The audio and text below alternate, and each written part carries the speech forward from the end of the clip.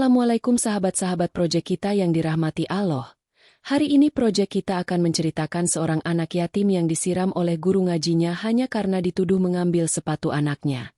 Namun sebelumnya saya sarankan untuk menuliskan sholawat Nabi Muhammad agar kelak sholawat ini menjadi saksi untuk mendapat syafaat di akhirat. Like dan subscribe ke channel ini sangat membantu menyebarkan dakwah Islam dan menjadi amal jariah. Mentari senja menggantung di langit desa Cikadut. Udara terasa lembut. Semilir angin menyusup di antara pepohonan bambu yang berjajar di tepian pematang. Di tengah kampung yang tenang itu, berdiri sebuah musola kecil beratap seng, dikelilingi oleh semak belukar dan jalan tanah yang mulai becek karena gerimis siang tadi. Dari dalam musola, terdengar suara anak-anak melantunkan huruf-huruf hijaiyah. Suara yang tidak seragam, tetapi hangat dan penuh semangat. Di sudut musola, duduk seorang anak laki-laki bernama Rafa. Wajahnya tenang, meski bajunya sudah pudar warnanya. Tangannya menggenggam Iqra jilid 2, sambil sesekali menunduk dan memperhatikan huruf-huruf yang mulai ia kenali. Rafa adalah anak yatim. Ayahnya meninggal ketika ia masih menyusu, dan ibunya bekerja mencuci pakaian dari rumah ke rumah. Setiap sore, Rafa datang ke musola lebih awal dari yang lain. Ia membersihkan tikar, menata mushaf, dan kadang menyapu halaman tanpa diminta. Sandalnya sudah putus, disambung dengan tali rafia, tetapi langkahnya selalu ringan. Sore itu, suasana tampak damai. Di luar, burung pipit masih berkicau, dan aroma tanah basah menyeruak dari halaman musola. Anak-anak mulai berdatangan.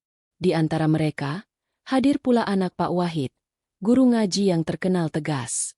Sepatunya baru, warna biru dengan garis putih, diletakkan di pinggir pintu bersama sandal-sandal lain. Pak Wahid tiba sedikit terlambat. Tubuhnya tinggi besar, suaranya lantang. Ia langsung memanggil satu-satu murid untuk maju membaca. Rafa ikut maju, dengan suara pelan namun jelas. Pak Wahid hanya mengangguk tipis, lalu memanggil murid berikutnya.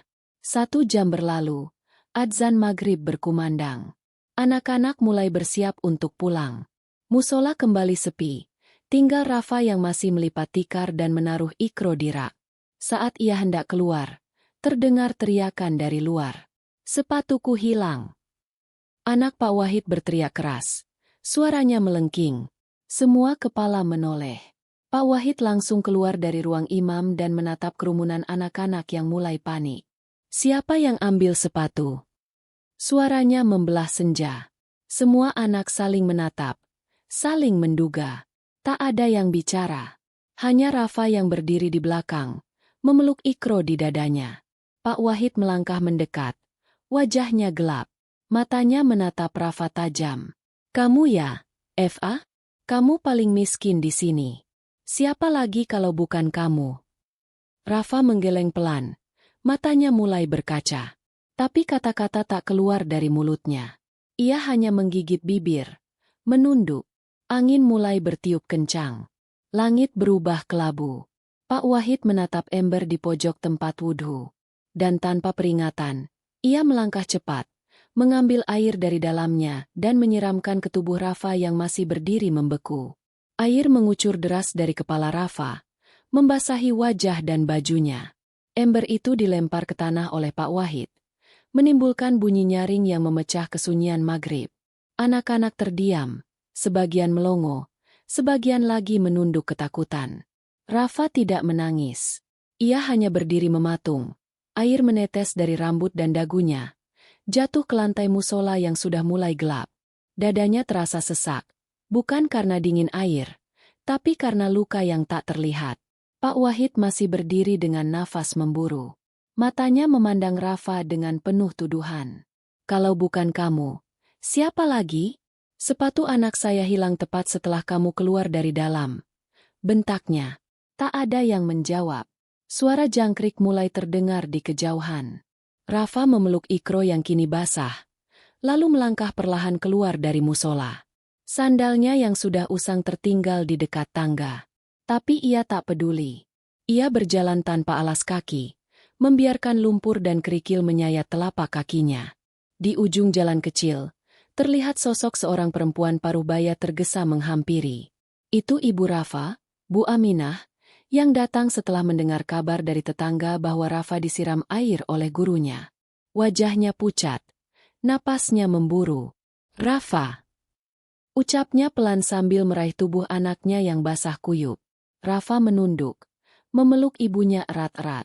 Tangisnya pecah, tertahan dalam pelukan hangat yang selama ini menjadi satu-satunya tempat dia merasa aman. Bu Aminah memandang ke arah musola dengan mata merah. Beberapa warga mulai berdatangan, bisik-bisik terdengar. Mereka tidak semua tahu apa yang terjadi, tapi apa yang mereka lihat malam itu akan mereka kenang lama. Tanpa banyak kata, Bu Aminah menggandeng Rafa pulang. Sepanjang jalan, suara katak bersahut-sahutan. Hujan rintik mulai turun lagi, membasahi tanah dan luka hati yang masih menganga. Di dalam rumah bambu yang reot, Bu Aminah memakaikan baju kering untuk Rafa. Ia duduk di samping anaknya yang meringkuk dalam selimut tipis. Matanya masih sembab. "Allah pasti melihat, Nak," ucap Bu Aminah lirih. "Kita nggak punya siapa-siapa, tapi Allah nggak tidur." Rafa mengangguk pelan, memeluk lututnya sendiri. Di luar, hujan semakin deras. Seolah langit ikut menangisi apa yang terjadi malam itu. Dan di musola, Pak Wahid duduk sendirian. Cahaya lampu minyak bergetar terkena hembusan angin. Di dekat rak mushaf, sandal Rafa yang tertinggal masih basah oleh air. Tapi yang lebih membekas adalah keheningan dan rasa yang mulai mengusik hatinya. Pagi datang dengan kabut tipis menyelimuti sawah-sawah yang membentang di pinggir desa. Embun masih menggantung di ujung daun singkong, dan ayam-ayam jago bersahut-sahutan di kejauhan. Di musola kecil itu, pintu kayu sudah terbuka, menandakan akan ada yang bersih-bersih seperti biasa. Bukan Rafa yang datang lebih dulu hari ini. Seorang anak bernama Wira, teman mengaji Rafa, masuk pelan-pelan sambil membawa sapu. Ia ditugaskan ibunya membersihkan musola pagi ini karena giliran keluarganya yang kebagian jadwal mingguan. Ketika Wira mengangkat tikar-tikar yang digulung, matanya menangkap sesuatu di kolong rak mushaf. Sepatu. Sepatu biru dengan garis putih, yang semalam dicari-cari anak Pak Wahid. Sepatu itu terselip jauh ke dalam. Mungkin tergeser saat anak Pak Wahid bermain kejar-kejaran sebelum mengaji. Wira terdiam. Ia mengambil sepatu itu dan menatapnya beberapa saat, lalu buru-buru keluar dari musola, setengah berlari menuju rumah Pak Wahid. Di rumah kayunya yang besar, Pak Wahid sedang duduk di teras sambil menyeruput kopi. Matanya sembab karena kurang tidur. Sejak kejadian malam tadi, ia merasa gelisah. Bayangan Rafa yang disiram air terus menempel di kepalanya. Dan entah mengapa, malam itu tubuhnya terasa panas, padahal udara desa begitu dingin. Wira datang dengan napas memburu. "Pak, ini," katanya sambil menyodorkan sepatu yang ia temukan. Ketemu di kolong rak mushaf. Sepatu Dafa. Pak Wahid langsung bangkit, merebut sepatu itu dan memeriksanya. Benar. Ini sepatu anaknya. Sepatu yang ia tuduhkan hilang dicuri Rafa. Sejenak, dunia terasa hening. Angin berhenti berembus. Wira hanya berdiri terpaku, tak berani bicara lebih banyak. Pak Wahid terduduk kembali di kursi, tapi kali ini bukan karena santai. Ia menatap sepatu itu seperti menatap wajah sendiri di cermin. Ada sesuatu dalam dadanya yang pecah. Malu, menyesal, dan takut. Semua berkumpul jadi satu. Di luar pagar rumahnya, dua ibu-ibu sedang berjalan sambil berbisik-bisik. Kabar tentang penemuan sepatu itu menyebar lebih cepat dari kabut pagi. Dan di warung kopi, para bapak sudah mulai membicarakan keangkuhan seorang guru ngaji yang ternyata keliru dalam menilai. Pak Wahid masih diam, memegangi sepatu itu erat-erat. Langit mulai cerah. Tapi bagi Pak Wahid, pagi itu seperti kabut yang turun ke dalam hatinya sendiri. Hari berganti, namun suasana di rumah Pak Wahid tak kunjung tenang. Semalam ia kembali sulit tidur. Bukan hanya karena malu, tapi juga karena bayangan Rafa yang basah kuyup berdiri diam menatap tanah terus menghantuinya. Suara air disiram, suara Ikro yang tercekat. Semua seperti terus mengulang di kepalanya tanpa henti. Dan malam itu, gangguan pertama datang.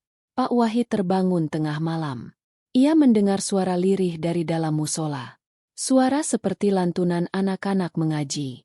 Tapi saat ia mengintip keluar, jalanan sunyi, angin pun tak bergerak. Ia coba kembali tidur. Tapi tak lama, suara itu terdengar lagi. Kali ini lebih jelas, lebih dekat. Seperti ada yang membaca Iqra di telinga kirinya. Pelan, panjang, dan berulang. Alif, Ba, Tea, Tesa. Pak Wahid bangun, duduk tegak di atas dipan. Keringat dingin mengucur dari pelipis meski malam itu begitu dingin. Ia menoleh ke jendela, tapi tak ada apapun di luar sana. Semua gelap, semua diam. Ia beristighfar pelan, mencoba menenangkan diri. Tapi perasaannya tetap gelisah, seperti ada sesuatu yang tidak beres. Keesokan harinya, tubuh Pak Wahid mulai terasa panas. Tapi bukan demam biasa. Badannya seperti terbakar dari dalam, tapi kulitnya tetap dingin. Dokter di puskesmas tak menemukan gejala flu atau infeksi. Semua normal. Namun saat Pak Wahid pulang, rasa panas itu kembali menyerang, terutama saat ia melewati tempat wudhu di musola. Ia coba menahan. Ia masih mengajar sore itu. Tapi begitu mulai membaca doa pembuka, tiba-tiba mulutnya seperti terkunci. Kata-kata tak keluar. Tenggorokannya kaku, dan matanya berkunang-kunang. Ia memaksakan diri tersenyum, namun tangan kanannya bergetar hebat. Anak-anak yang melihat jadi cemas. Mereka saling berbisik. Pak Wahid mengakhiri pengajian lebih cepat, lalu pulang sambil menunduk dalam. Malam pun datang lagi, membawa mimpi yang membuat Pak Wahid terjaga. Ia melihat Rafa berdiri di depan musola, memeluk Iqronya yang basah, sambil menatapnya. Tapi wajah Rafa bukan lagi wajah anak kecil. Matanya putih, dan dari tubuhnya mengalir air, seperti hujan yang tak berhenti. Pak Wahid terbangun dengan tubuh menggigil. Ia memanggil anak dan istrinya. Tapi mereka sudah tidur. Ia berjalan keluar, duduk di tangga rumah, menatap gelapnya malam. Suara jangkrik begitu keras. Dan di kejauhan, terdengar suara azan malam dari surau kecil. Namun di telinga Pak Wahid, suara itu terdengar berbeda. Bukan panggilan, tapi peringatan. Pagi itu, Rafa duduk di bawah pohon jambu air di belakang rumah. Ia memeluk lututnya, menatap ujung kaki yang penuh luka kecil akibat berjalan tanpa alas malam itu. Di pangkuannya, Iqra yang sudah mengering disinari matahari pagi. Lembaran-lembarannya lecek, tapi tetap ia baca perlahan, suaranya lirih. Bu Aminah keluar membawa segelas air hangat. Diletakkannya gelas itu di samping anaknya, lalu duduk tanpa berkata-kata. Ia tahu, luka di hati anak yatim seperti Rafa tidak mudah sembuh. Apalagi jika yang melukai adalah guru yang seharusnya membimbing. Tak jauh dari sana, Pak Wahid tengah berjalan terseok di jalan tanah menuju rumah Rafa. Wajahnya pucat, sorot matanya kosong. Tangan kanannya memegang tasbih, tapi jemarinya gemetar. Langkahnya pelan, seperti menapaki jalan yang tidak dikenal. Warga yang melihatnya hanya menatap dari kejauhan. Beberapa anak-anak menghindar masuk rumah. Bisik-bisik kembali terdengar. Mereka tahu kemana arah Pak Wahid, dan mereka tahu mengapa ia datang. Rafa melihat bayangan besar mendekat di jalan setapak. Ia mengenali sosok itu. Ia terdiam, menoleh perlahan pada ibunya. Bu Aminah bangkit berdiri, tak berkata-kata. Pak Wahid berhenti di depan pagar bambu yang mulai rapuh. Nafasnya berat, tubuhnya gemetar. Bu Aminah, suaranya parau. Saya, mohon izin, boleh bicara dengan Rafa? Tak ada jawaban. Hanya pandangan tajam dari sepasang mata ibu yang sudah terlalu sering disakiti dunia. Tapi setelah beberapa detik, ia mengangguk pelan dan memberi isyarat Rafa untuk mendekat. Rafa berdiri. Tubuhnya kecil, tapi langkahnya pasti. Ia keluar dari bawah pohon dan berjalan pelan menuju laki-laki yang kemarin menyiramnya tanpa ampun. Di wajah Rafa tak ada kemarahan. Hanya kebingungan yang sulit disembunyikan. Pak Wahid mendekat, lalu perlahan menunduk, lebih dalam, hingga akhirnya ia berlutut di depan Rafa. Tubuhnya yang tinggi besar kini seperti tiada artinya di hadapan seorang anak yang sudah terlalu sering menerima luka tanpa suara. "Maafkan saya, F.A." ucapnya, lirih seperti angin. "Saya telah berlaku zalim padamu. Saya hilaf. Saya terbutakan marah. Saya tak layak mengajar." Rafa hanya diam. Matanya menatap tangan Pak Wahid yang kini mencengkeram tanah. Air mata mengalir dari sudut mata guru itu, jatuh ke debu yang kering. Bu Aminah mendekat, lalu memeluk Rafa dari belakang. "Kalau Allah mengampuni, siapa kita yang menolak memaafkan?"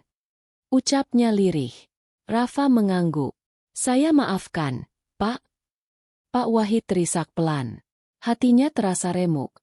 Tapi dari remuk itu ia mulai merasa ringan. Namun perjalanan penebusan dosa tak selesai di sana.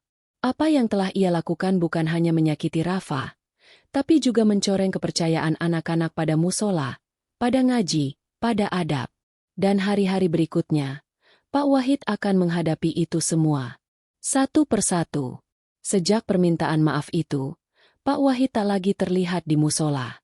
Ia berhenti mengajar mengaji, menyerahkan seluruh tanggung jawab kepada Ustadz Rohmat, seorang guru muda dari kampung sebelah yang dikenal sabar dan bersuara lembut. Anak-anak pun kembali mengaji dengan tenang, meski suasana tak seceria dulu. Ada yang hilang, atau mungkin berubah. Rafa kembali hadir, duduk di sudut yang biasa. Ia tetap datang lebih awal, menyapu lantai, menata mushaf. Tapi sejak kejadian malam itu, ia tak lagi banyak bicara. Senyum di wajahnya hanya muncul sesekali, lalu cepat menghilang. Bu Aminah tak pernah membahas lagi insiden itu. Di rumah, mereka hidup seperti biasa, dengan luka yang disimpan rapi di dalam dada. Namun tak semua luka bisa ditutup dengan diam. Di rumah Pak Wahid, keadaan kian memburuk. Tubuhnya semakin lemah. Panas yang menyerang datang dan pergi sesuka hati. Kadang ia tak bisa bangun dari tempat tidur. Kadang ia menggigil tanpa sebab. Berkali-kali ia dibawa berobat. Namun para perawat desa hanya menggeleng. Tidak ada yang tahu sakit apa yang ia derita. Desa mulai ramai dengan desas-desus. Ada yang bilang itu azab. Ada yang mengira sihir. Ada pula yang hanya berbisik. Itu mungkin peringatan dari Allah. Anak-anaknya mulai takut mendekat. Istrinya hanya bisa menangis dalam diam. Dan malam-malam Pak Wahid kini selalu diisi dengan istighfar, memohon ampun tanpa henti. Ia tidak meminta kesembuhan, hanya memohon agar Allah tidak mencabut iman dari hatinya. Suatu malam, ketika hujan turun deras seperti malam ia menyiram Rafa, terdengar suara gemuruh di atas atap. Suara seperti pukulan bertalu-talu, disusul dentuman keras. Genteng pecah, dan air mengucur masuk ruang tamu. Pak Wahid terbangun, tapi tubuhnya tak bisa digerakkan. Ia hanya bisa memandangi langit-langit rumah yang kini basah, lalu menutup mata perlahan.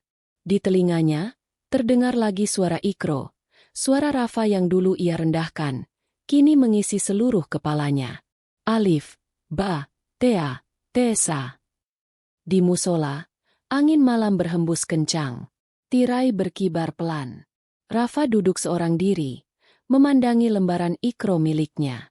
Wajahnya tenang, meski hatinya belum benar-benar pulih. Suara langkah mendekat. Ustadz Rohmat datang, duduk di samping Rafa. Mereka tak berbicara, hanya sama-sama memandangi mushaf yang terbuka. "Kau tahu, Rafa," ujar Ustadz Rohmat lirih, "kadang Allah menguji bukan hanya dengan kesusahan, tapi juga dengan kuasa. Dan tak semua orang kuat menghadapi keduanya." Rafa mengangguk pelan.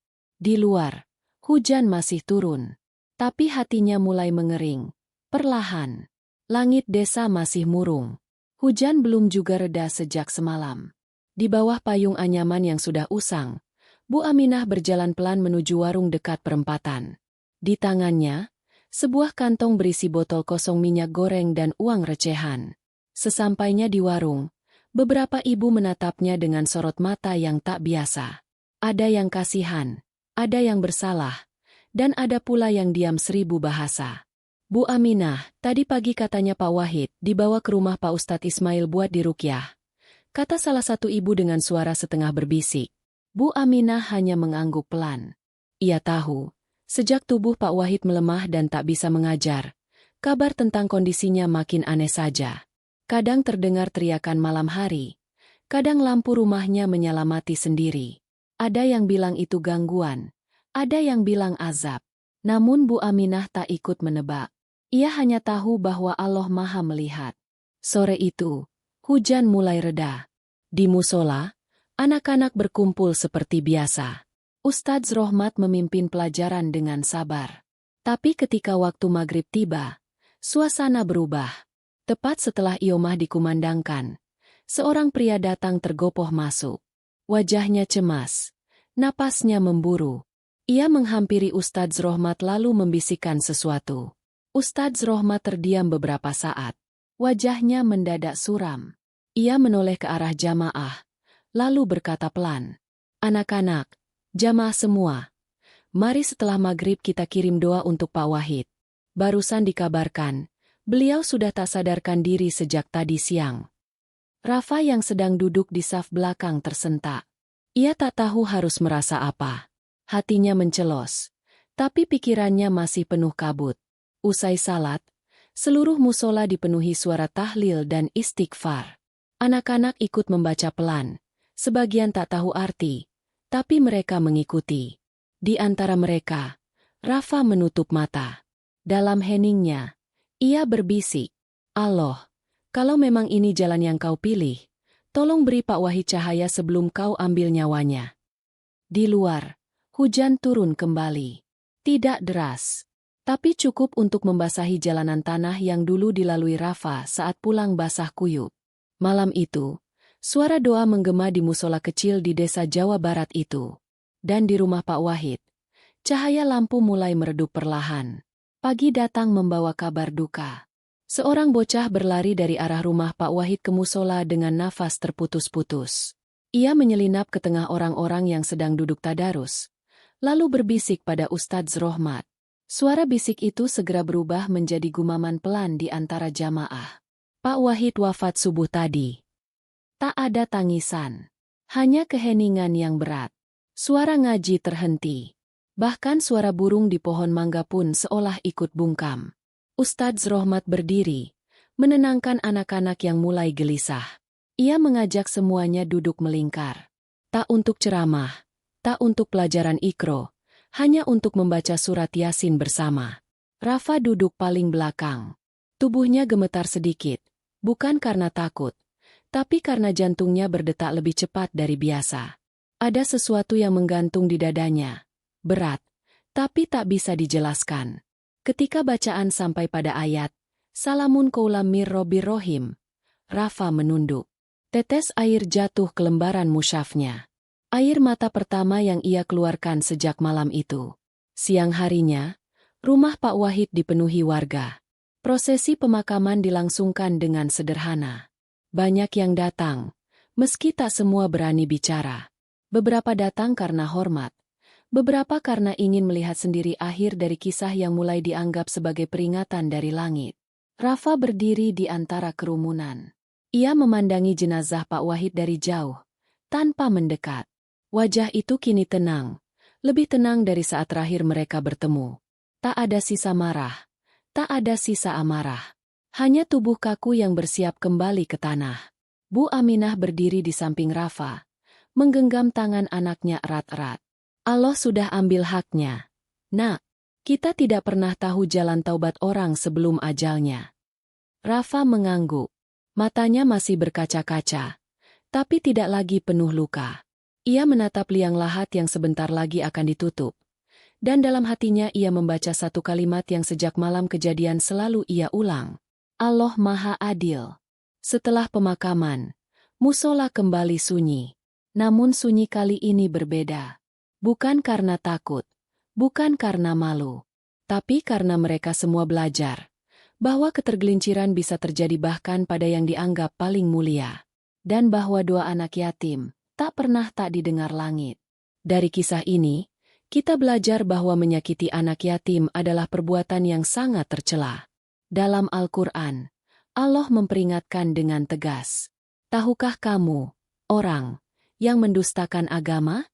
Itulah orang yang menghardik anak yatim. Quran Surat Al-Maun ayat 1-2. Kisah ini menggambarkan bagaimana kekuasaan dan amarah yang tidak dikendalikan bisa menjadi sebab turunnya peringatan dari Allah. Namun, pintu taubat selalu terbuka bagi siapapun yang menyadari kesalahannya sebelum ajal tiba. Catatan penting. Cerita ini adalah fiktif, ditulis dan dikisahkan seolah-olah nyata agar kita bisa mengambil hikmah dan pelajaran darinya. Semua tokoh, tempat, dan kejadian hanyalah rekaan semata. Terima kasih sudah mendengarkan cerita ini sampai akhir. Jika kamu merasa cerita ini menyentuh dan penuh pelajaran, silakan klik like, tinggalkan komentar, dan subscribe agar tidak ketinggalan cerita-cerita inspiratif lainnya. Sampai jumpa di kisah selanjutnya. Semoga hidup kita selalu dalam lindungan dan petunjuk Allah.